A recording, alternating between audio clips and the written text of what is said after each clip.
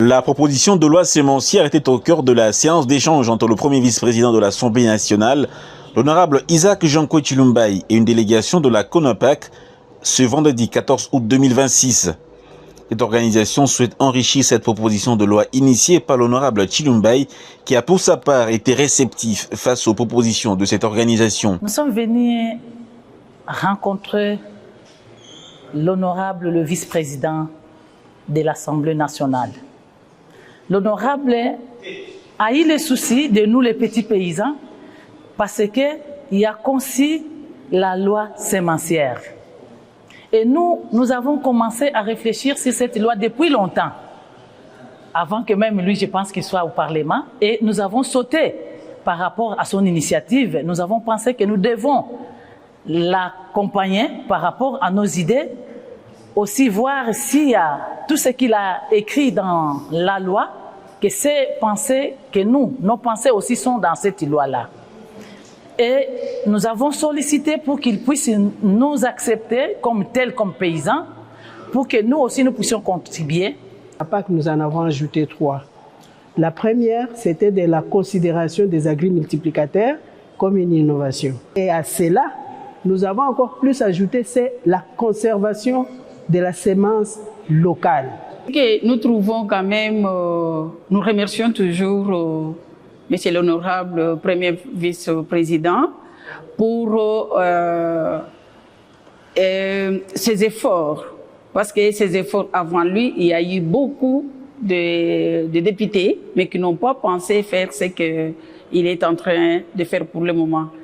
Parce que la loi sémencière, ça sera une première dans notre pays et ça va nous aider parce que, vous savez, la sémence, c'est le début même, c'est l'enfant même, et c'est le poumon même. Parce que si nous avons la bonne sémence, je pense que nous allons bien produire. Les deux parties conviennent de maintenir un dialogue permanent en vue de l'aboutissement heureux de ce processus législatif. La prise en charge des complications de la drépanocytose s'intensifie en République démocratique du Congo. Au centre hospitalier universitaire du cinquantenaire de Kinshasa, le ministre de la Santé publique, Hygiène et Prévoyance sociale, le docteur Samuel Roger Kamba, a lancé ce mercredi 19 août une campagne chirurgicale dédiée aux enfants vivant avec l'anémie SS. L'initiative cible particulièrement la lithiase vésiculaire, une complication fréquente chez les personnes atteintes de drépanocytose. L'hémolyse chronique, caractéristique de cette maladie, favorise en effet la formation des calculs biliaires qui peuvent, dans certains cas, entraîner des complications nécessitant une intervention chirurgicale.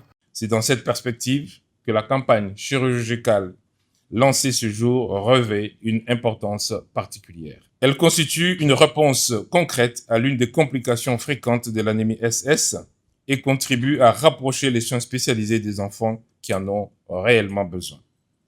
Cette initiative permettra également de renforcer l'expérience de nos équipes dans la prise en charge chirurgicale des patients drépanocytaires, de promouvoir la collaboration entre les structures spécialisées et de contribuer au développement de l'expertise nationale dans le domaine de la drépanocytose. Organisée conjointement par les centres de médecine mixte et d'anémie SS ainsi que les CHU du cinquantenaire, cette campagne est placée sous le haut patronage de la première dame de la République, Denis Nyakeru Tshisekedi. Son engagement dans la lutte contre la drépanocytose a été salué lors de cette cérémonie. La mobilisation autour de cette pathologie ne se limite pas à la prise en charge médicale. Elle concerne également la prévention, le dépistage précoce, l'éducation thérapeutique, l'accompagnement des familles et la formation des professions de santé. La cérémonie a également connu la participation de Raïssa Malou, ministre d'État, ministre de l'Éducation nationale et Nouvelle Citoyenneté, une présence qui traduit la nécessité d'une approche multisectorielle au moment où les complications de la drépanocytose peuvent affecter la scolarité, le développement et l'insertion sociale des enfants.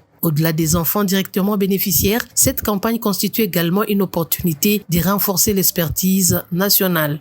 Elle doit permettre aux équipes médicales congolaises de consolider leurs compétences dans la prise en charge chirurgicale des complications liées à l'anémie SS et de favoriser davantage la collaboration entre les structures spécialisées. C'est dans cette perspective que je me suis engagée aux côtés du Centre de médecine mixte et d'anémie SS, dont j'ai l'honneur d'être la marraine.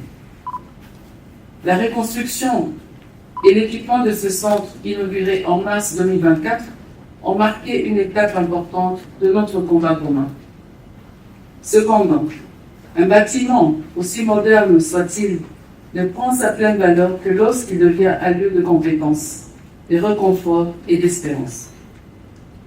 Il nous appartient d'en faire un maillon fort d'un véritable continuum de soins, allant du dépistage au suivi des complications, en passant par l'accompagnement des familles.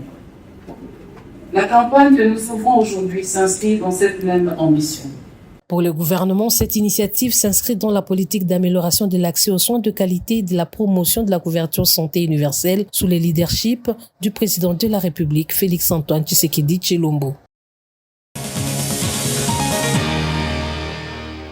Les dispositifs spéciaux prévus pour la rentrée scolaire dans les zones touchées par la maladie à virus Ebola en République démocratique du Congo. La ministre d'État en charge de l'Éducation nationale, Raissa Malou, l'a annoncé mardi à Kinshasa lors d'un briefing presse conjoint avec le ministre de la Santé publique et celui de la Communication et Médias. La rentrée scolaire est maintenue le 1er septembre 2026, mais son organisation sera adaptée au niveau des risques dans les différentes zones concernées. Dans les foyers à haut risque, l'enseignement à distance sera privilégié sans recours obligatoire à l'Internet. Les dispositifs prévus par les gouvernements congolais tiennent compte de l'évolution de la 17e épidémie d'Ebola. Sur les 136 sous-divisions éducationnelles des provinces touchées, 40 sont concernées par l'épidémie, dont 18 classées à haut risque, a révélé Raissa Malou. Pour nous, au niveau de l'éducation nationale, dans les provinces administratives qui sont touchées, nous avons 138 sous-divisions éducationnelles.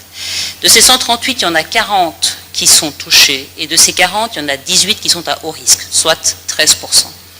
Alors, c'est cette situation qui nous permet d'adopter ensemble, avec le ministre de la Santé, une rentrée différenciée.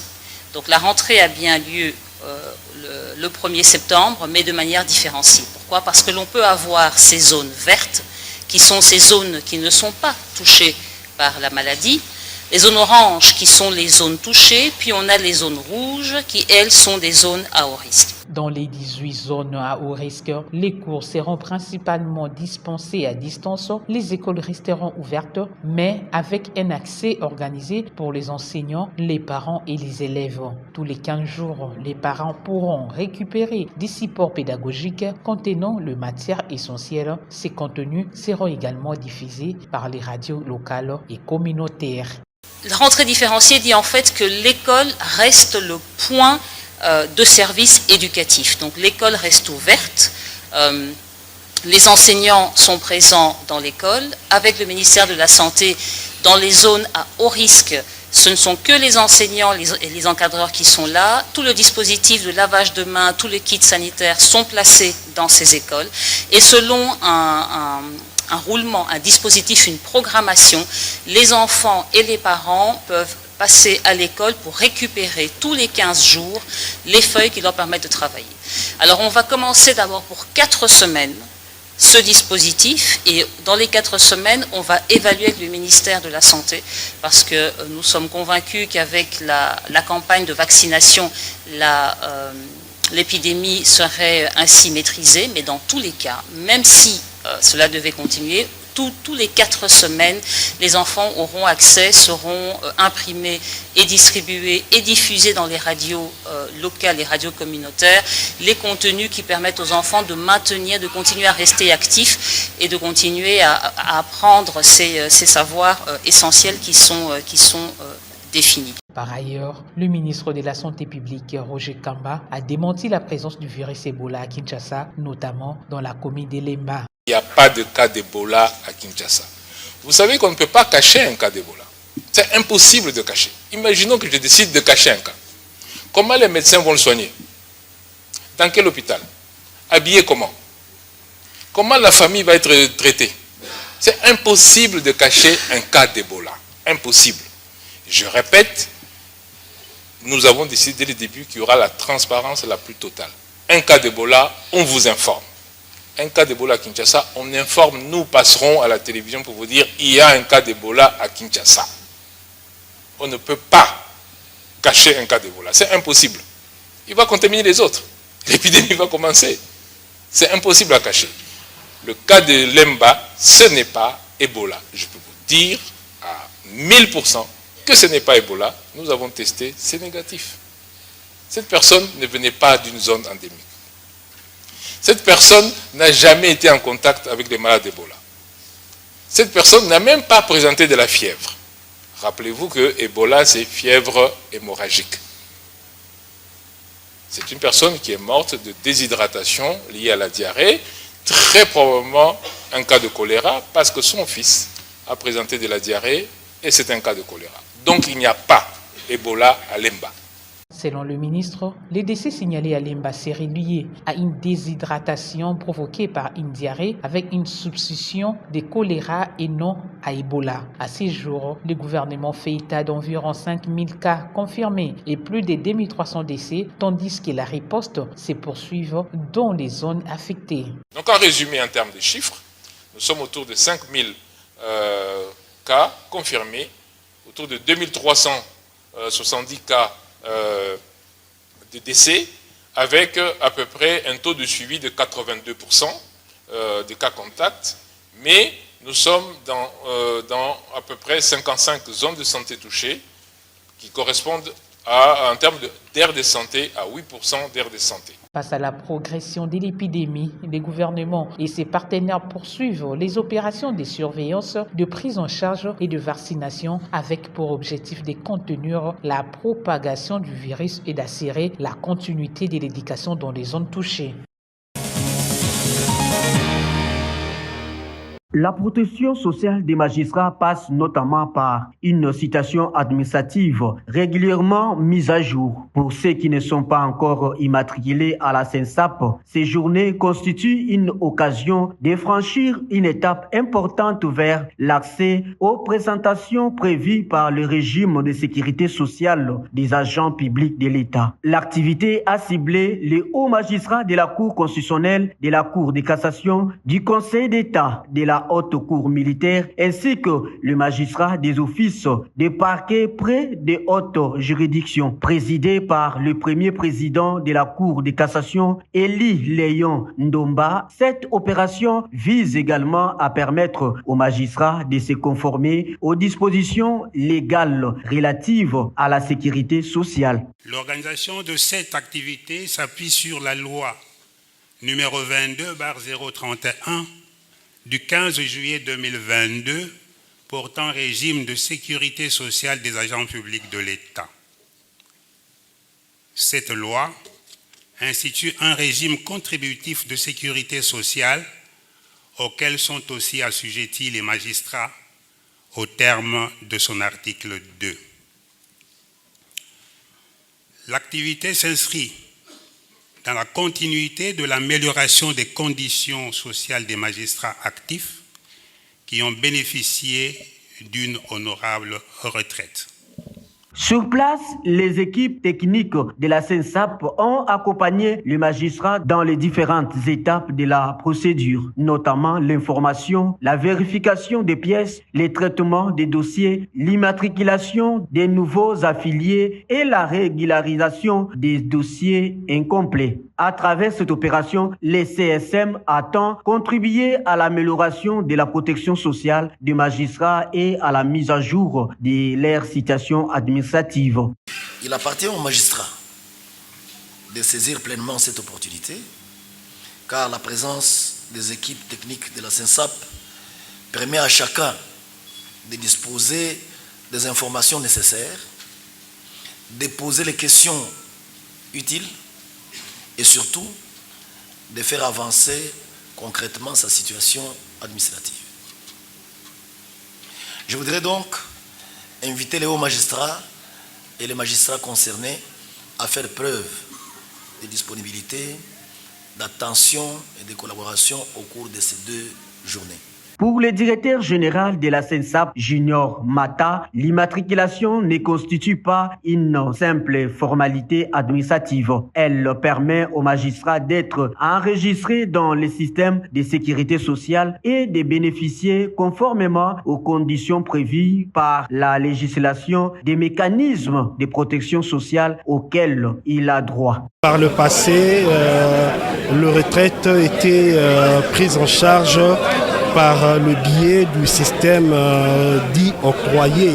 Et ce système était réputé inefficace, inégalitaire, avilissant et même obsolète au regard de l'évolution du droit en matière. Il était donc temps pour l'État congolais de garantir aux agents publics de l'État un système de retraite crédible, un système clair, et c'est ça le sens de la réforme. Et donc, dans le cas de prestations servies en faveur des agents publics de l'État et singulièrement en faveur des magistrats, nous proposons la branche des pensions, et à ce niveau, nous organisons principalement 3 types de prestations. Il faut souligner que pour le Conseil supérieur de la magistrature, l'objectif est de faire en sorte qu'aucun magistrat éligible ne reste en marge du système de protection sociale en raison d'un regard administratif ou d'un dossier incomplet. L'opération permet ainsi d'établir une citation actualisée des magistrats déjà immatriculés, des nouveaux affiliés ainsi que de ceux dont les dossiers nécessitent encore une régularisation.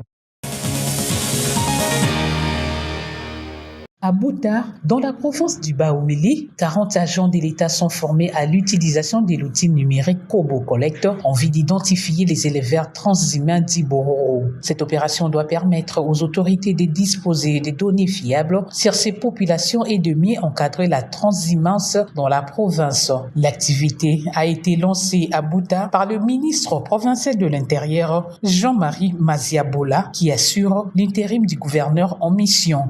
Depuis ces longues années de leur séjour dans notre province, il s'est créé des conflits et des menaces entre ces éleveurs nomades et les populations autochtones, pour des raisons aussi variées, notamment la destruction des champs agricoles des populations locales par les bétails de ces éleveurs nomades, la destruction des points d'eau potable par leurs bêtes, la destruction de la faune et de la flore, et enfin la collaboration présumée avec les rebelles et les rats, et c'est le cas, pour ne citer que ces quelques cas. L'identification portera notamment sur l'identité des éleveurs, leur lien avec la RDC, mais aussi sur les informations relatives aux détails et aux éventuelles armées détenues. Pour la commission interministérielle, cette opération doit fournir une base de données officielle et fiable sur les éleveurs transhumains présents dans la province.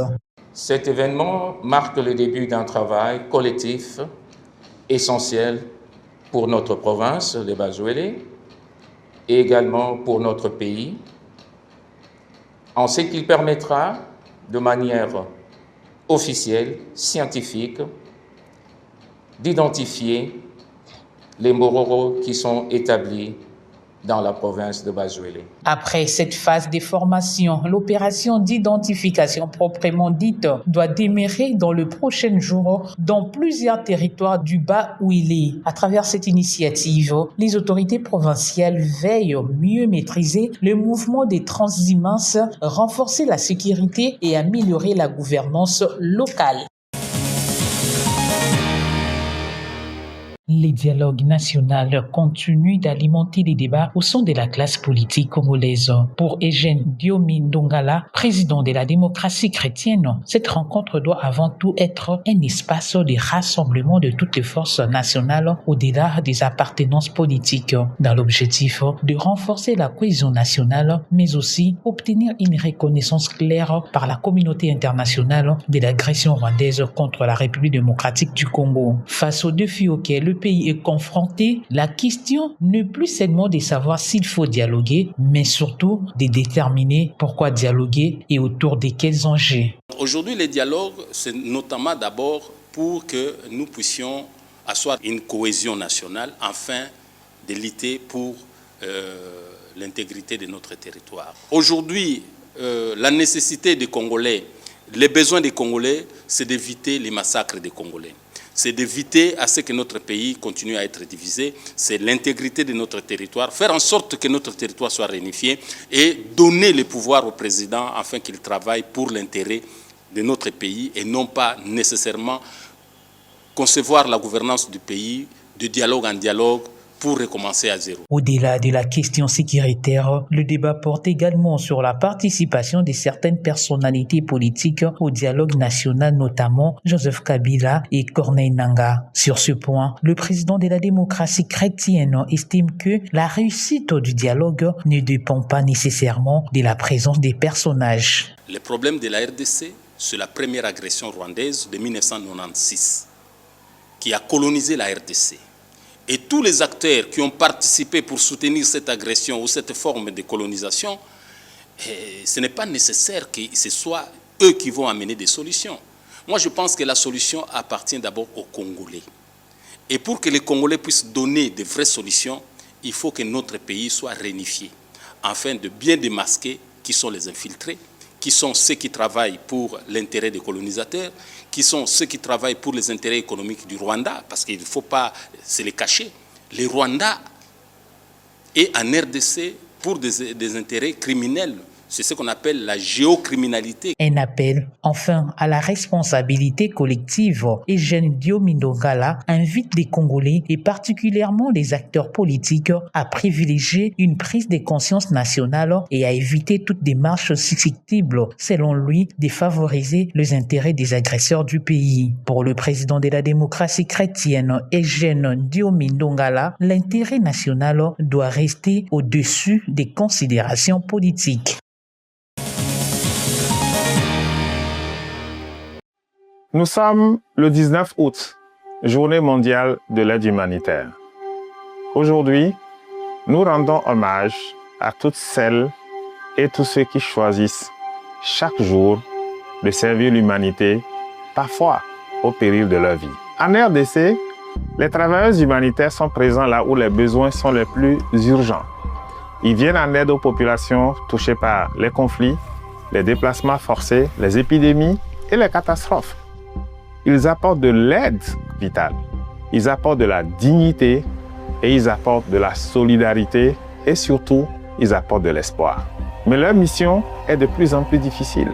Dans l'Est de la RDC, les violences continuent d'alimenter l'une des crises humanitaires les plus graves au monde. L'utilisation croissante de drones expose davantage les civils et les travailleurs humanitaires et complique l'acheminement de l'aide.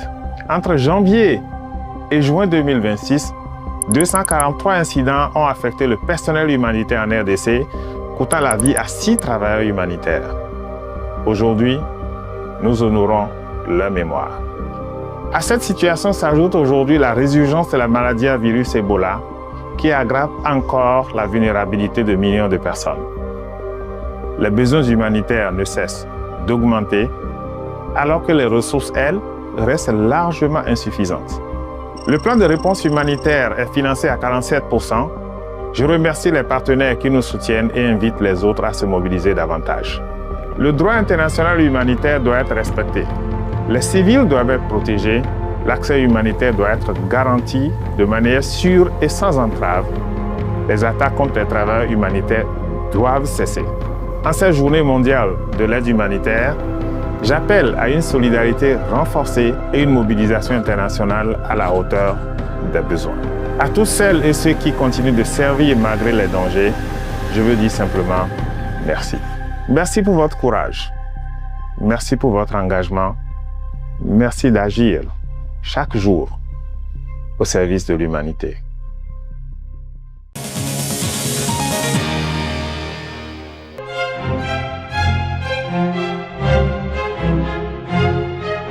C'est la revue de presse du Canal Numérique Télévision du mercredi 19 août 2026. Bienvenue à tous. Ouvrons le bal avec la tempête des tropiques, le confrère voisin, pour parler de la coopération régionale en manchette. Selon la source, Félix Tshisekedi renforce l'axe Kinshasa-Libreville de Doma. Et dans le même cadre de la coopération régionale, à propos de la RDC-Tanzanie, le Canard annonce qu'un partenariat stratégique est scellé. Ces partenariats concernent un renforcement significatif de la coopération économique et sociale dans les secteurs du commerce, de l'investissement, de l'agriculture, de la pêche, de l'élevage, des mines, de l'énergie, des transports, des infrastructures, de la santé ainsi que de la connectivité numérique. Mais dans notre temps, en parlant d'Ebola, l'épidémie qui ravage en RDC pour le Canard, on s'achemine vers un cadre de prise en charge des professionnels mobilisés. Ça, c'est une très belle initiative. En deuxième analyse, arrive le journal Le Potentiel qui écrit depuis le Leader. 5 provinces touchées par Ebola. Le gouvernement renforce la riposte à l'approche de la rentrée scolaire. C'est aussi bien. C'est en manchette que l'on peut lire. Dialogue national.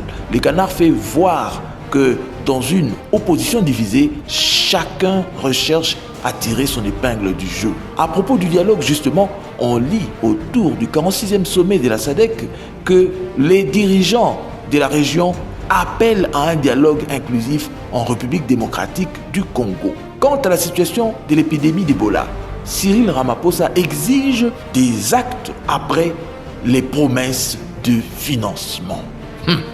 Forum des As, en 3e position, explique au public procès Frivao. La Cour de cassation attendue ce mercredi pour le réquisitoire. Ça va chauffer. Le Canard dresse notamment les bilans après comptage sur Ebola, 3 mois de riposte où l'on dénombre plus de 5000 cas confirmés, 2300 décès et plus de 1600 guéris. Le compte est bon ou mauvais, il est pire, disons-le. Sur Africa News, le confrère fait lire sur les deals miniers en manchette avec la photographie de Donald John Trump à la pointe. Constitution et Dan Gertler. Que veut dire le Canard? Donald Trump pris à partie à lire la source. Et selon la même source, des congressistes démocrates accusent la Maison-Blanche de brader l'éthique contre le cobalt. À 11 semaines des élections des mi-mandats, dans une lettre rendue publique lundi dernier, plus de 50 élus démocrates accusent l'administration Trump de brader l'éthique et les droits humains contre le cobalt congolais dans l'accord signé avec Kinshasa il y a 1 an, dans l'objectif affiché d'obtenir une réponse avant le vote du 3 novembre prochain. Dans un autre titre, le confrère écrit Robank, ARSP et Fojek s'alignent pour financer jusqu'à $1 million américains dans le PME des nationaux. On lit dans la suite que Souminwa dégaine Vunga, c'est-à-dire l'arme anti-chômage des jeunes. Bien. Enfin, pour boucler la boucle avec les tri-hebdomadaires Congo Nouveau, parlant de l'Excellencia Héritage, Denise Nyakeru dévoile l'âme du programme d'un documentaire inédit. Parlons du dialogue national inclusif. On lit aussi et on comprend que Tshisekedi est face à l'équation Kabila-Nanga. Et puis, lors de sa mission au Grand Bandundu, Eliezer Tamboué récupère plus de 146 armes. C'est donc tout pour ce mercredi. Grand merci à tous. À la prochaine.